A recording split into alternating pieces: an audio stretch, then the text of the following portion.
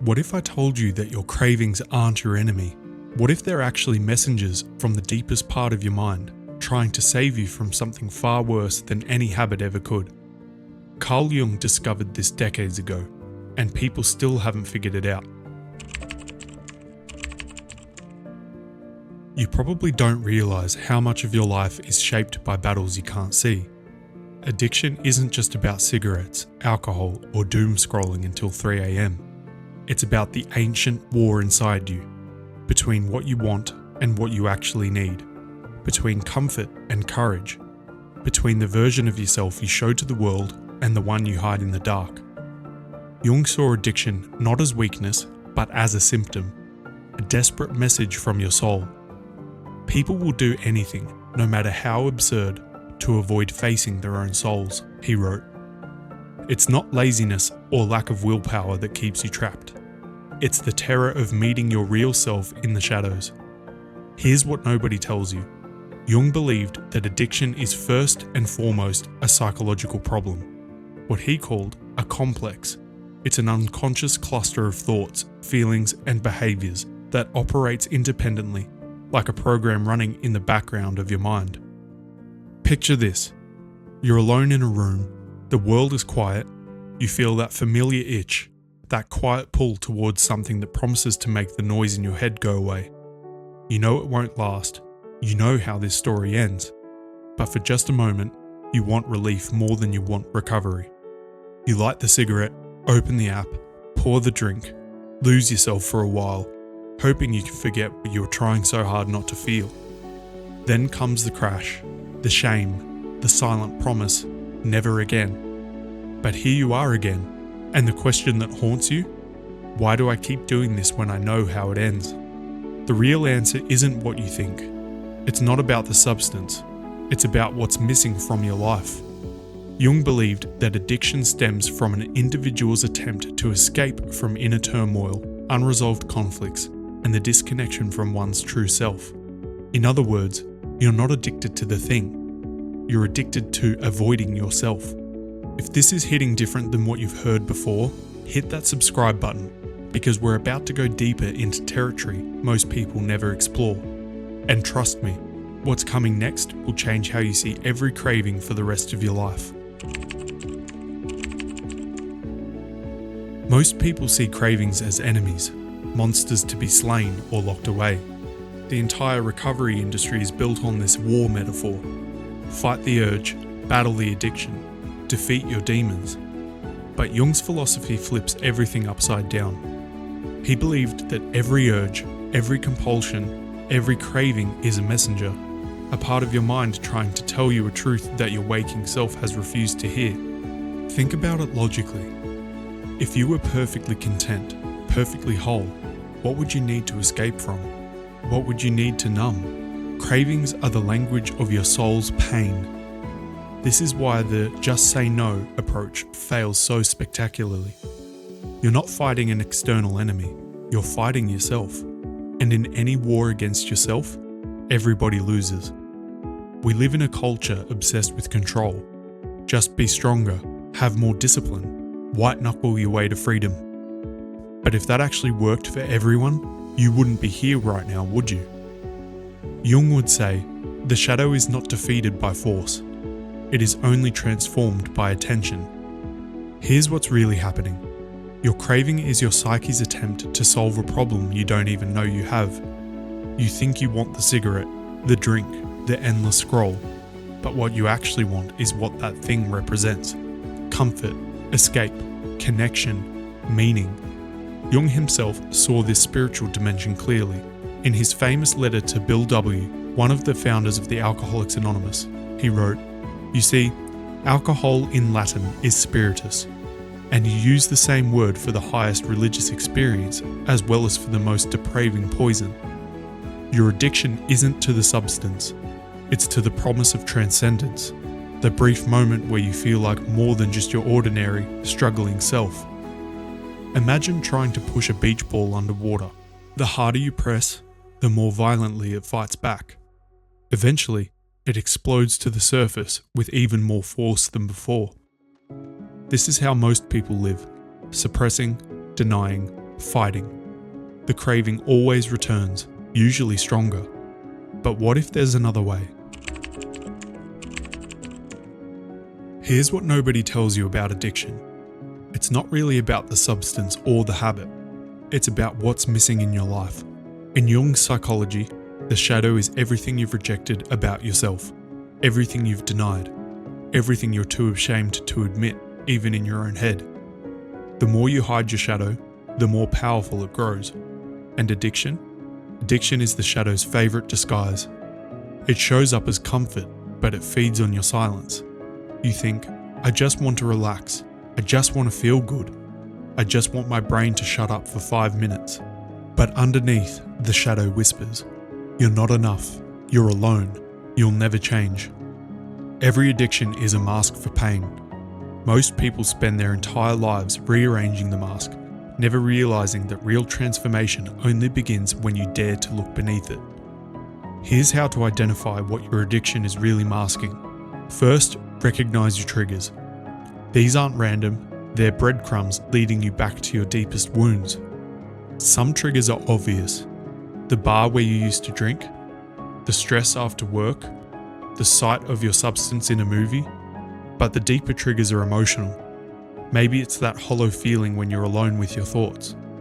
Maybe it's the rage you can't express at your boss. Maybe it's the shame that whispers you're not enough. Your triggers aren't enemies to avoid. They're messengers pointing to unhealed parts of your soul. Here's what most people miss. Your triggers aren't the problem. They're the solution your psyche came up with for a deeper problem. The philosopher Epictetus wrote, "No person is free who is not a master of themselves." But Jung's genius was understanding that self-mastery isn't about winning the war against yourself. It's about learning to read the currents underneath. You don't crave the cigarette or the drink or the endless scroll for no reason. There's always a trigger, an event, a feeling, a thought that makes the world feel too much or too little. Maybe it's the stress after work. Maybe it's the silence before sleep. Maybe it's seeing someone else succeed while you feel like you're falling behind. Maybe it's that hollow feeling when you realize you've spent another day living someone else's idea of who you should be. The craving arrives not as a command, but as comfort. It whispers, let's not feel this right now. Let's forget. Let's disappear.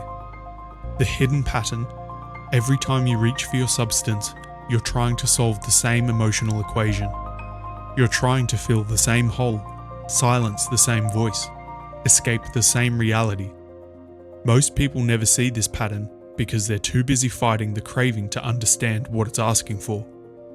But what if, just for a moment, you didn't run?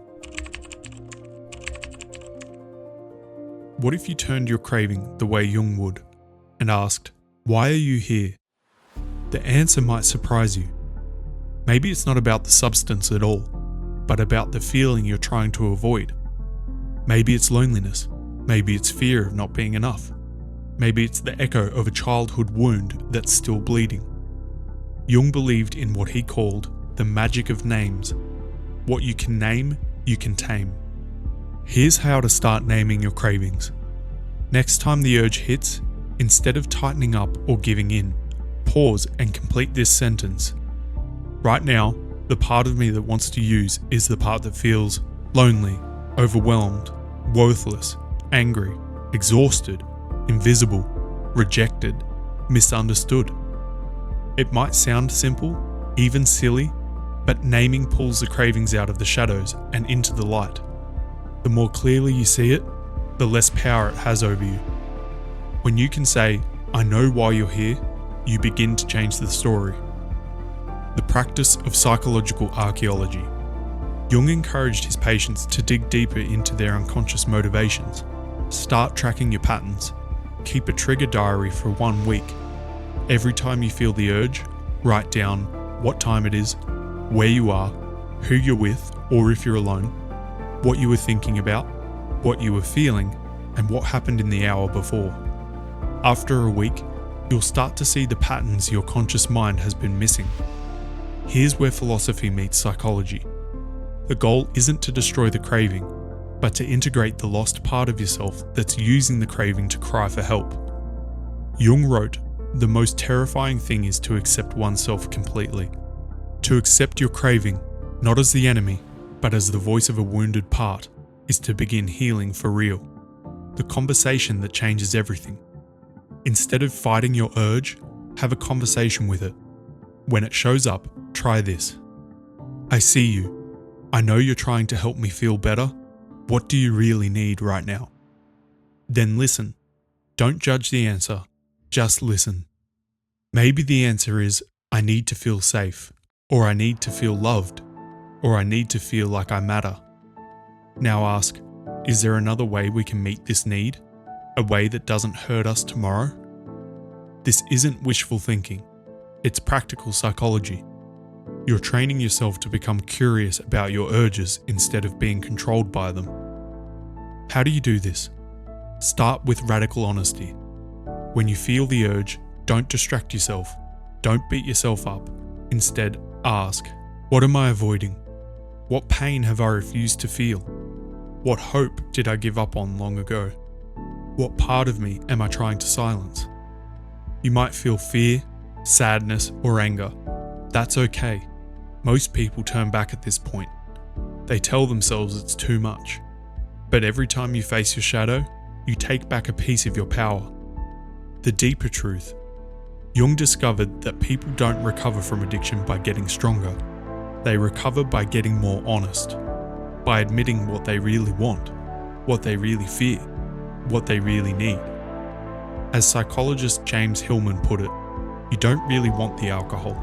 If you can find out what you really want, if you can find your true desire, then you've got the answer to your addiction. Jung didn't believe in shortcuts.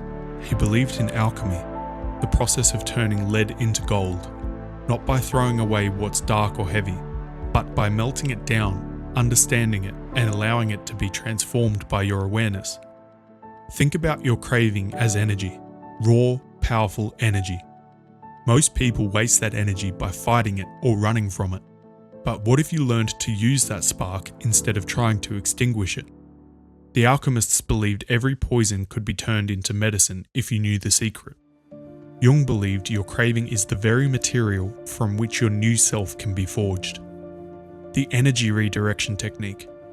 Instead of asking, how do I get rid of this feeling? Ask, what can I learn from it? How can I use its energy? When you feel the urge, don't waste it, channel it. If you're craving a cigarette, use that moment to take 10 deep breaths and feel your lungs fill with clean air. If you want to scroll mindlessly, write one honest sentence about what you're feeling. If you're reaching for comfort, try sitting with the discomfort for just 60 seconds and notice what happens. The replacement ritual method. Jung noticed that people who escaped addiction didn't just quit. They replaced one ritual with another, one pattern with something more meaningful. Your old ritual might have been stress, reach for substance, temporary relief, crash, shame. Your new ritual could be stress, pause and name it, move your body, journal 3 sentences, plan 1 small action.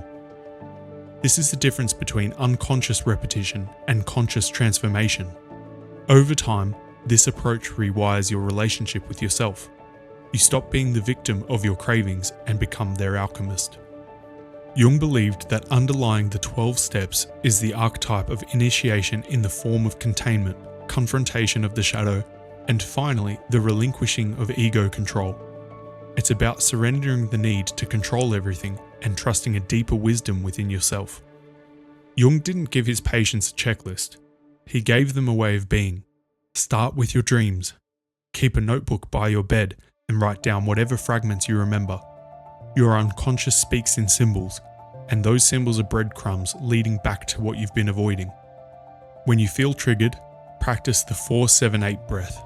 Inhale for 4, hold for 7, exhale for 8. This isn't just relaxation, it's creating space between your impulse and your choice. Notice what irritates you most in other people. Jung called this projection. We see in others what we refuse to see in ourselves. That angry driver, that lazy coworker, they're showing you your own disowned shadow. Try active imagination when the craving hits. Close your eyes and have a conversation with the part of you that wants to use. Ask it what it really needs. This isn't new age fantasy. It's practical psychology that actually works. Jung experienced the truth of the wounded healer archetype himself. From his own breakdown after splitting with Freud, he came to terms with the hitherto unconsciousness aspects of his personality and blossomed as an original thinker. Your wounds aren't obstacles to healing. They're the very thing that makes you capable of healing.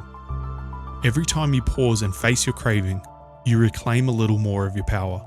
You become less divided, more unified, more yourself. Your identity changes. You're no longer the addict or the one who can't change.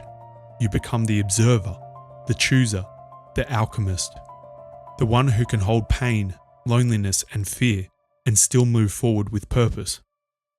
This transformation doesn't happen overnight. It requires what Jung called active participation in your own becoming. Every morning, ask yourself, what part of my shadow showed up yesterday?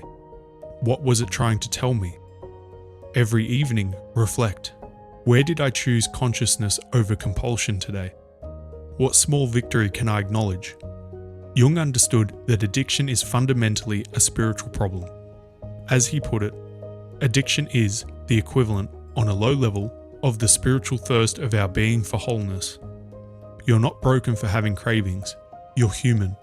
Your psyche is doing exactly what it's designed to do, trying to move you toward wholeness, even if it's going about it in the wrong way. The path forward isn't to silence your cravings, but to understand what they're really asking for, and then find healthier ways to give it to yourself. How do you know if you're really changing? The answer isn't dramatic, it's quiet. You notice the voice of shame gets softer. You don't need to hide from yourself as much. You catch yourself pausing, reflecting, choosing, just once, then again. You begin to trust yourself, and that trust grows one small act at a time. Jung wrote, "I am not what happened to me. I am what I choose to become." That's your truth now too. Here's your final challenge. Every time the urge returns, use it as a bell, a reminder to check in with your deepest self. Ask, what do I truly need right now? What does my soul actually hunger for? Maybe it's connection. Maybe it's truth. Maybe it's meaning or rest. Find a small, honest way to give it to yourself. Every time you do, you weaken the old pattern and strengthen the new one. Addiction wants you to believe you're stuck forever. That's the lie. The truth is, you're changing every day. Every small act of awareness is a victory. You don't have to be perfect, you only have to keep showing up. If you made it to the end of this video, you're not just watching content, you're doing the work most people avoid for a lifetime. Hold on to that, because as Jung knew, the freedom you seek was always waiting for you, just beneath the shadow, just inside the craving, just on the other side of the fear. Your addiction doesn't define you anymore. Your response to it does. What will you choose? You're not walking this path alone. Right now, someone else is reading these words, feeling that same pull, asking that same haunting question. Someone else is sitting in their room at 2 a.m, wrestling with the same internal battle you've been fighting. The comment section below isn't just for sharing, it's proof that you're part of something bigger, a community of people brave enough to look at their shadows, honest enough to admit their struggles, and committed enough to keep showing up for themselves and each other. So here's my question. What's one thing your craving taught you about yourself that you never realized before? Share your story below. Your words might be exactly what someone else needs to hear to know they're not alone in this. We're in this together.